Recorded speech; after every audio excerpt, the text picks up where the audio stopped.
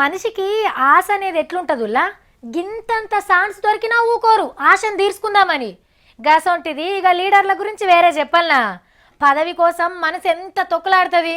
ఏండ్ల సంధి చేస్తున్నా నెత్తెంటికెళ్ళి తెల్లవడ్డా ఇంకా ఎన్నో ఆశ. మళ్ళోపరి పదవస్తే మంచిగుండని గసొంటి పెద్ద మనిషి వార్తనగిది. నా టికెట్ ఇస్తే అప్పుడు నేను కేసీఆర్ను పోయి అడుగుతా అంతే. కేసీఆర్ దగ్గర మెజార్టీ ఉంది, మా దగ్గర తక్కువ ఉన్నది. అర్థమైందా ఏం ముచ్చట్నో? రాజ్యసభల హనుమంతన్న సుధారాణి మేడం కుర్చీలు ఖాళైనాయి. మళ్ళీ ఇప్పుడు ఎలక్షన్లు జరుగుతున్నాయి ఆ సీట్లకు. కానీ ఎంపీ కొలువు మీద హనుమంతన్నకు బుద్ధి తీరలేదట. మళ్ళా పోదామంటే షేగుర్తోళ్లకు సరిపోను బలం లేదు.